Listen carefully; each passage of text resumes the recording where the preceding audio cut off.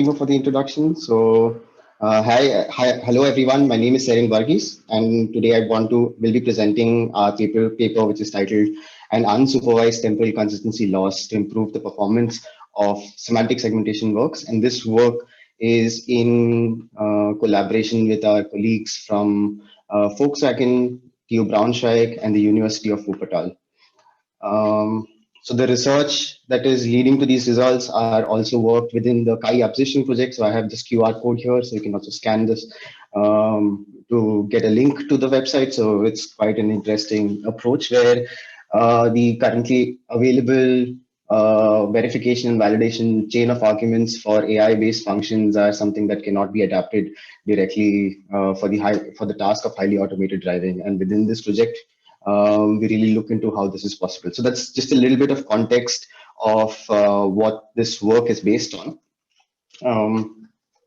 Yeah, so within this work, what do we focus on? Okay, so our motivation is largely that neural networks or DNNs are usually trained on a large and diverse data set. And this diversity in the data set is usually to ensure their generalization to varying objects, scenarios, and environmental conditions. So this is really necessary for the network to generalize to different scenes, and this variation may include various augmentation techniques, as we know. And they usually perform well if the test domain that we are testing under is similar to the training domain, and then the evaluation is based on per frame basis. And this is also what we heard in the previous talks today, where there's a large focus towards evaluation based on accuracy. So what we do here is in the real world, when we deploy our networks into the real world scenario, the inputs are usually sequences from a video camera, and there are certain characteristics. So the images are not really independent of each other. So there is some amount of temporal characteristics that can be that do exist in the input image. So what we do here is we focus on this problem of looking at the predictions of neural networks to be not only accurate, but also to be stable. And what do we mean by stable? So I show a small video on the side to highlight the difference between the stable predictions and unstable predictions. So on the top, you see these stable predictions with these flickering of images, flickering of pixels. So objects really being detected in certain frames and not being detected in other frames. So we really try to look at this this particular problem within our paper. So there is definitely a need for neural network-based systems to incorporate these temporal characteristics for safety related reasons, and we assume that this such a stable detection of objects over time is a safety relevant property that must be investigated. Okay. So based on this background of what we are doing, let's see how we are doing this. So within this work, what have we done? We've incorporated such temporal characteristics based on video frames that are available in road scenes dataset specifically into our learning process. So we incorporate this within a CNN, which does not inherently incorporate temporal characteristics, but by formulating our objective of being more stable, we've shown that this is possible to incorporate for neural networks, and furthermore, we also show our results based on this. How do we do this? We come up with an unsupervised or a self-supervised temporal consistency loss, predominantly because of two reasons. One is because there are not a lot of data sets that have large sequences which are all labeled. Also because of the initial discussion that I had on training on large and diverse data set. And the other one is what we do have is large amounts of unlabeled sequential data, which we get by just driving around the city that we are in.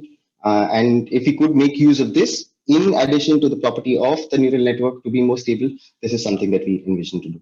What we did is we also evaluated on two different networks for semantic segmentation on two different road scenes data set.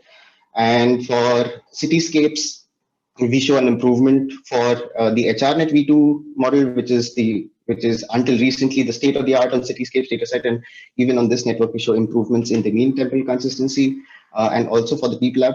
Similarly, we also move for the first time in the context of evaluating temporal consistency and improving temporal consistency.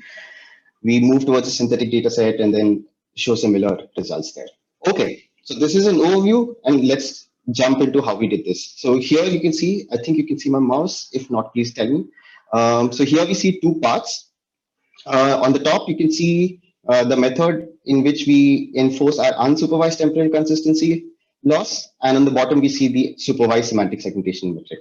And we have mainly two data sets. So the one data set is the data set that we use to train the network, which has an image label pair, which are passed into the semantic segmentation, and then we compare against the cross entropy loss using the cross entropy, the classical frequency weighted cross entropy loss to compute our cross entropy loss.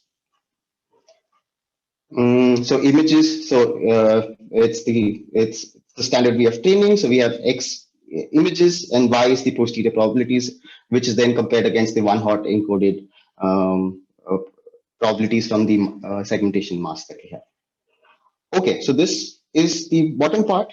Now let's look into the how we can enforce such a temporal consistency characteristics within the training process. So for this purpose, what we do is we make use of the sequential and unlabeled dataset available in plenty.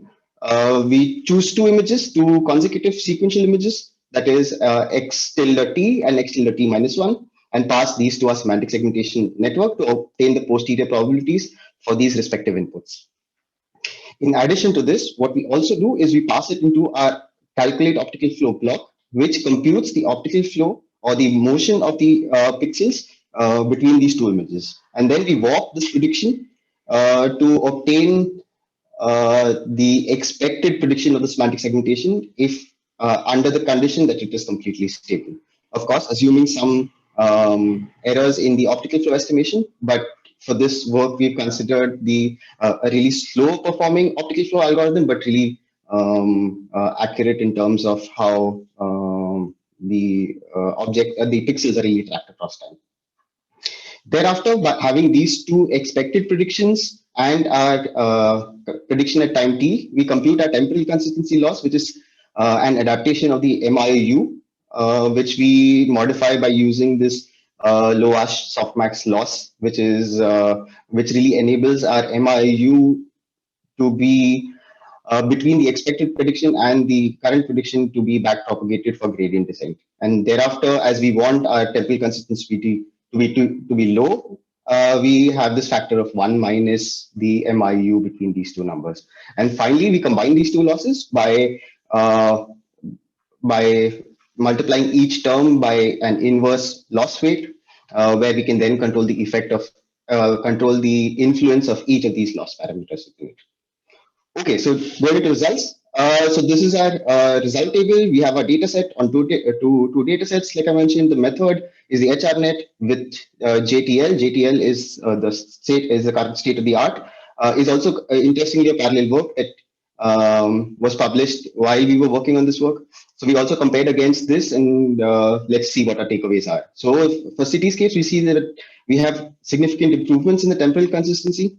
But as we know that there's no labels available for the sequences in the cityscapes dataset, we were unable to measure the MIU for this. But this around 4% improvement in the HRNet and around 2% in the deep lab.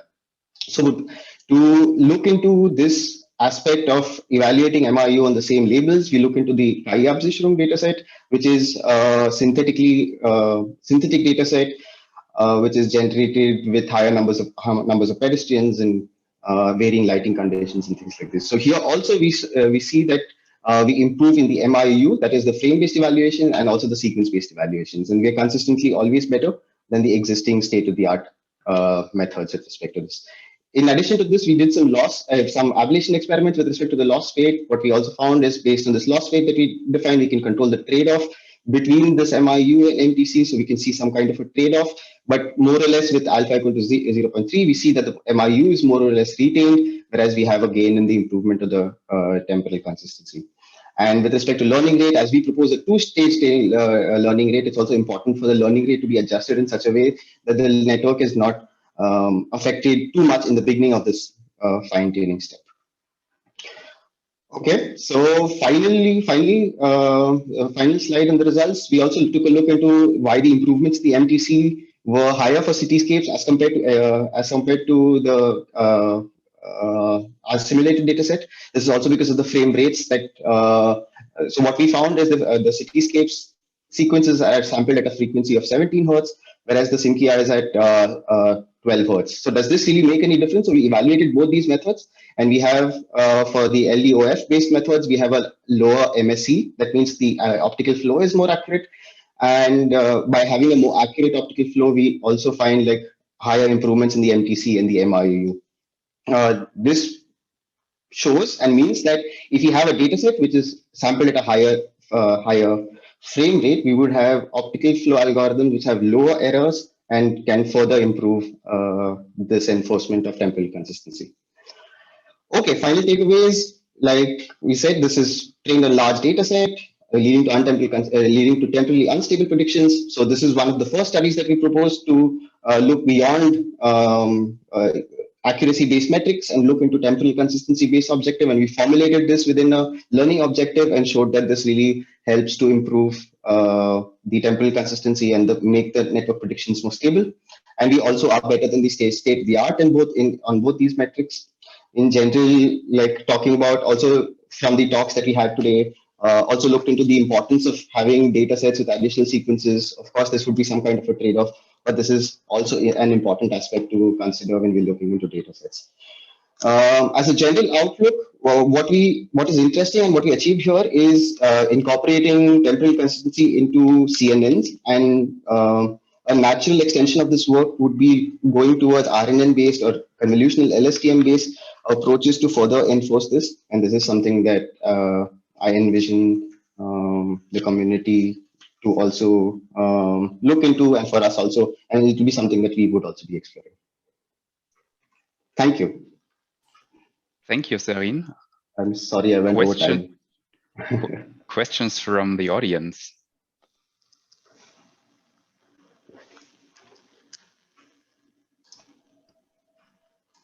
So maybe regarding the frame rate that is needed for the sequential unlabeled data set, do you expect that it works even better if you have more than the 17 frames per second you showed before? And what is the frame rate that is needed at least? So we did a study of we're of course restricted by the available frame rates, but we did an estimate of what kind of, because there are these cityscape snippets available that you can look into dividing it further. So if you go up to 12 hertz, it's something, so somewhere between 12 hertz to 17 hertz, you have no major gain, but as soon as you go anywhere below 12 hertz, there's a large drop in the MSE that is computed by the optical flow algorithm. So somewhere which is higher than 12 hertz is important. Of course, is necessary, but of course, the higher the better for the optical flow to, be Thank you. more accurate. Yeah. Okay, there is a question from Peter. Yes, can you guys hear me? Yes. Yes. Serin, thanks for this very interesting talk. I liked it a lot. Time stability, as I get it, is some sort of robustness, against time changes. Did you have a look at whether this robustness also correlates with adversarial robustness? Do you mean like incorporating adversarial attacks into the sequences and then seeing if this is more stable, or like or just comparing a more stable network with a less stable network and see whether it is adversarially more or less robust? This is interesting, actually. What we did initially is introduce certain adversarial images within certain works. That is also probably done by a lot of temporally fusion networks also. What we did, we did not find like major improvements in adversarially on adversarial objectives, but this is also because we've not trained for this particularly. But I would envision something in addition to robustness training with this temporal consistency would be necessary for seeing larger improvements. Thanks, cool. There's a question in the chat from Alexander. Do you think this method should work equally well or even better for object detection? This is something that I also thought about with respect to object detection. It should, we could not, what we would need If it would work, yes, I think so. It would work equally well. Of course, what we would have to look into is this formulation, because what we do currently is with respect to MIUs, but if we can combine the classification loss and the regression loss within object detection and try to reduce the flickering of the object of the detected object of the detected bounding boxes, this could be something that I think has quite a bit of promise for object detection also. Thank you. What is actually the runtime of the optical flow calculation? The optical flow, because it is not performed during runtime, it's performed on the backend server. This is not crucial for real-time implementation, but for the LDOF that we used, it's around 14 seconds per image, whereas there are faster implementations with neural network-based, which is of course has lower MSE, which means that it's not as accurate, but then they are almost real-time, which is 50 milliseconds to 70 milliseconds, depending. All right. Yeah, for offline case, it doesn't matter that much. Correct. Okay, thank